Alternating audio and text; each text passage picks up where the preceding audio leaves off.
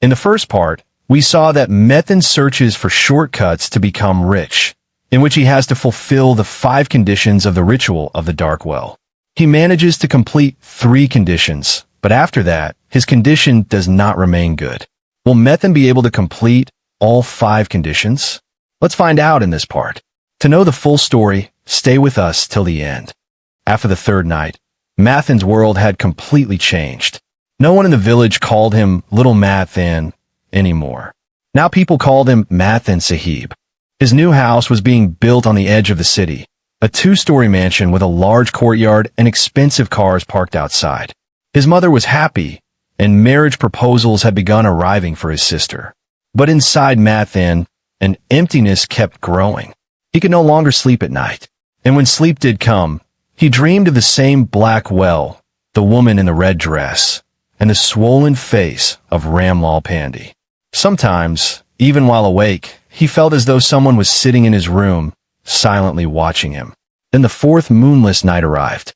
That evening, before leaving home, Matthan lied to his mother. "I have work in the city. I'll return in the morning." His mother saw fear in his eyes, but said nothing. This time, Matthan also carried a bottle of liquor with him, to gather courage. When he reached the well, he saw that everything around it had changed. The leaves on the trees had dried and turned black. A heavy smell filled the air like a rotting corpse. In the beam of his torch, the mouth of the well looked like the jaws of some giant creature hanging open. Matthan climbed down. This time the stone steps were even more slippery. When he reached the ledge below, the woman was already there. Her dress was now black. Her hair was long and scattered wildly. Her face was still beautiful, but her eyes had turned red. "The 4th night," she said in a deep voice. "The night of spoken desire." Matthan took a gulp of liquor. His body trembled. I want more power. I want people to fear me. I want a place in politics. I want to rule over the village and the city. And I want no one to be able to stop me." The woman stared at him for a long time. Then she smiled. "A great desire, and the price will be great as well." She pulled out an old dagger lodged in the wall of the well.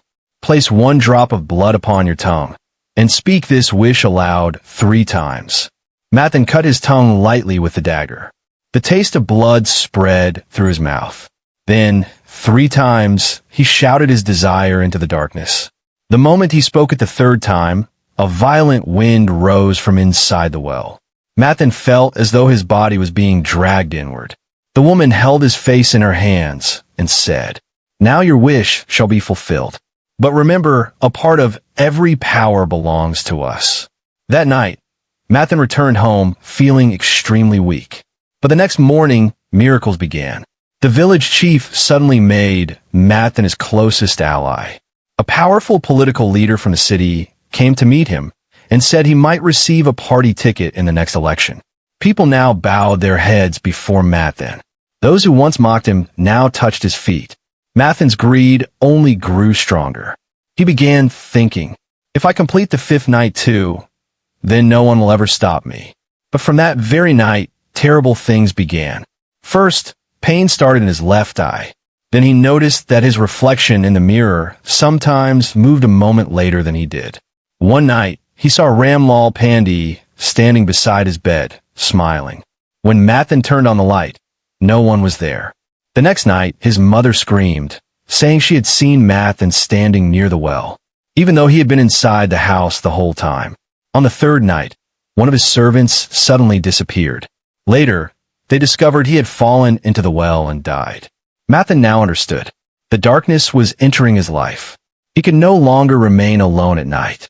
But the 5th night was now only 6 days away that he wondered whether he should stop now. But greed whispered, "Just 1 more night, and everything will be yours." So he made his decision. He would go on the 5th night. But when he slept that night, the woman appeared in his dream and told him, "On the 5th night, you must give a part of your life. If you do not give enough, this darkness will not leave you alive." Matthan woke up in terror. His heart pounded wildly. Now the final night was near, and Matthan still did not know whether he would survive the bargain he had made. After the 4th night, Matthan's life had turned into a pit of fire. From the outside, he looked rich, powerful, and successful. but inside, he was completely broken. His eyes remained red all the time. Sleep had abandoned him. Whenever he managed to rest, he dreamed that the well was trying to swallow him whole. The fifth and final moonless night had arrived. That night, Matthan said nothing to his family. He slipped out quietly. In his hand was only a small sword he had bought from the city. His heart was filled with a strange unrest. Greed was still there, but fear had grown far greater. The moment he reached the well, he felt as if the entire forest was breathing. The branches of the trees bent toward him, as though trying to stop him. The air smelled of blood. The mouth of the well now looked like a giant open jaw, and a red glow was rising from inside it. Matthan climbed down. The steps had nearly vanished now. He had to cling with both hands and feet to descend. When he reached the stone platform below, his legs trembled at the sight before him. The woman was there, but her form had changed. She was no longer beautiful. Now she was horrifying. Her body was unnaturally tall, her arms long and twisted, and half of her face appeared rotten and decayed. Her eyes burned like fire. Around her circled many shadows, the souls of all those who had performed this ritual before him. "You have come," she said. The fifth night. Her voice was no longer a woman's voice. It was deep, like the voices of the dead merged together. "Now, give a part of your life." Matthan trembled. "What do you mean, a part of my life?" The creature laughed. "A piece of your soul, a part of your memories, a part of your love. If you give it fully, you shall receive everything you asked for. If you give only half, then this darkness will swallow you alive." She lifted an ancient knife covered in dried blood. "Open your chest and cut out a piece of your soul for me." Matthan's heart pounded violently. For a moment, he thought of stopping, but greed pushed him forward. He removed his shirt and placed the knife against his chest. The instant the blade touched his skin, unbearable pain shot through him. He screamed. Blood flowed, but with it came fragments of his memories. He saw his mother smile. The childhood days he spent playing with his sister. All the precious moments of his life passed before his eyes. The woman hissed, "Hurry, time is ending." With tears in his eyes, Matthan pushed the knife deeper. A part of his soul emerged. A glowing black smoke. The creature inhaled it into her mouth. At once, immense power rushed through Matthan's body. He felt as if he were king of the world. But at the same moment, a large part of his memories vanished. He forgot his sister's name. His mother's face became blurred in his mind. The creature smiled. "Now you are free. Go. All your wishes have been fulfilled." Matthan climbed back to the surface. His body was weak, but inside he felt a strange sense of victory. When he returned home, he saw that his mansion had become even grander. Politicians were coming to meet him. People bowed before him. But when he looked at his mother, he could not remember who she was. His mother cried and asked, "My son, what has happened to you?" Matthan only smiled and said, "Everything is fine." But inside he was collapsing. Over the next few days, his condition worsened. He began forgetting even his own name. At night, he found himself walking toward the well without, meaning to. Black marks started appearing across his body. People began saying that Matthan had gone mad.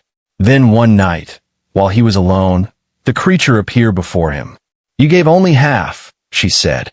"You did not give your life completely. Now the time has come." Matthan screamed, "No, I want it back. I want to stop the ritual." The creature laughed. "It is too late now. The darkness is ready to swallow you." Matthan tried to run from the house, but his feet stuck to the floor. The darkness in the room thickened. The walls began to breathe, and Matthan understood. There was little hope left now. After the fifth night, Matthan's world had been completely destroyed. From the outside, he still looked rich and powerful. A grand house, expensive cars, crowds of politicians, and villagers bowing their heads before him. But inside, he had become nothing more than an empty shell. Most of his memories were gone. He had forgotten his childhood. His mother's face had become blurred in his mind, and even his sister's name slipped away from him. At night, he would sit alone and ask himself again and again, "What have I done?" The woman's voice now echoed constantly in his ears. "You gave only half. Now, the time has come. On the night before the final moonless night, Matthan made a decision. He would stop the ritual. He wanted to survive. He thought that if he went to the well and begged forgiveness, perhaps the darkness would show mercy. But when the night deepened, his body rose on its own and began walking toward the well. His feet moved against his will. As he crossed the forest, he felt as though the trees were watching him and laughing. When he reached the well, he saw that the entire place had changed. The mouth of the well had grown larger than the ground around it. Thick black smoke poured from inside, rising high into the sky. All around it moved the shadows of dead bodies, all the people who had performed the ritual before him. Matthan screamed loudly. Tears filled his eyes. I made a mistake. Greed blinded me with money, power, and luxury. I will give everything back. My house, my cars, my power, take it all. Just return my memories. Give me back my mother. Give me back my life. The woman laughed so violently that the trees around them shook. Greed brought you here, and greed shall devour you. Every name you wrote, every drop of blood you gave, every wish you spoke, all of it must be paid for. She grabbed Matthan's head and dragged him toward the mouth of the well. Matthan resisted. He pulled out his sword and struck at her, but the blade passed through her body as if she were smoke. The creature hissed, "You belong to me now. I hold part of your soul. Soon I will take the rest of you as well." Matthan shouted, "No, I am still alive. I will fight." At that moment, an old memory returned to him. Baba Sham Sundar had once said, "If you're ever trapped in the ritual of Andhkoop, remember this. The only path out of an unfinished ritual is repentance. But forgiveness comes only when greed is truly abandoned and regret is sincere." Matthan closed his eyes. From the deepest part of his heart, he cried out, "Whatever power listens to me, I was wrong. I became a slave to greed. I return everything. My life, my power, my money, take it all. Just give me back my life. I would rather live again as a poor laborer, but in peace." The moment those words left his mouth, a thunderous sound rose from inside the well. The woman's face twisted with rage. "You are lying. Greed still lives inside your heart." Matthan wept and said, "No, not anymore. I truly want this to end." He lifted his sword and placed it against his own chest. "If my life is the price, then take it. But free me from this darkness." The woman let out a terrible scream. Darkness rushed toward Matthan. Black hands grabbed his feet, arms, and neck. He thought everything was over. But then, a faint light appeared in the sky. The first light of dawn. The moonless night was ending. The woman screamed, "No, there is still time." Matthan shouted with all his strength, "I repent. I abandon greed." As the first ray of sunlight touched the well, the woman's body began to burn. She shrieked, "You are unfinished. You will never be free." Then, with a violent explosion, the mouth of the well began to close. The black shadows were dragged back inside. Matthan felt the unfinished piece of his soul returning to him. The pain was unbearable, but with it came peace. When everything fell silent, Matthan lay collapsed on the ground. His body was wounded, but he was alive. At sunrise, the villagers found him unconscious near the well and carried him home. When Matthan opened his eyes, he was lying in his old small house. His mansion, his cars, his money, all had vanished. The politicians were gone. Ramlal Pandey's property had returned to its rightful place. But his memories had returned. He recognized his mother. He remembered his sister. His mother embraced him in tears. "My son, what happened to you?" With tears in his eyes, Matthan replied, "Mother, I made a terrible mistake. But now I am well. From now on, I will live through honest work. No shortcuts, only the true path." Later, the villagers saw that the well of Andhkoop had completely sealed shut. Grass had grown over it. There was no sound, no glow, no sado. Matthan returned to labor work. Every morning, he rose early and worked in the fields. Every evening, he sat beside his mother at home. People still looked at him strangely, but he would smile and say, "Greed blinds a person. I have seen it with my own eyes." Sometimes at night, he still dreamed of the well, the woman, and the darkness.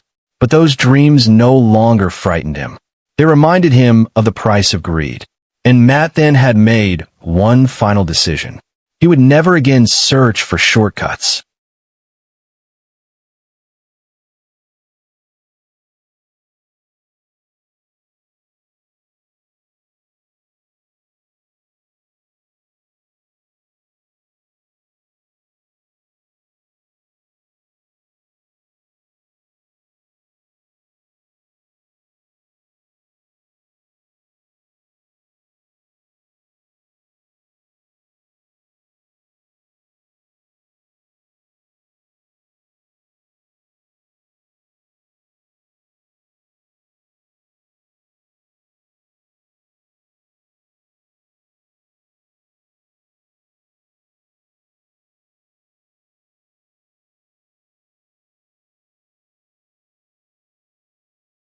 सच्चा पश्चाताप।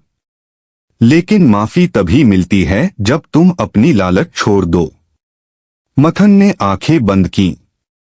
उसने दिल की गहराई से चीखकर कहा, ऐ जो भी शक्ति है, मैंने गलती की। मैं लालच का गुलाम बन गया। मैं सब कुछ वापस करता हूं। मेरी जान, मेरी ताकत, मेरा पैसा सब ले लो, बस मुझे मेरी जिंदगी वापस दो। मैं फिर से गरीब मजदूर बनकर जी लूंगा, मगर सुकून से। जैसे ही ये शब्द उसके मुंह से निकले, कुएं के अंदर से एक जोर की आवाज आई। औरत का चेहरा बदल गया। उसकी आंखों में गुस्सा भर गया।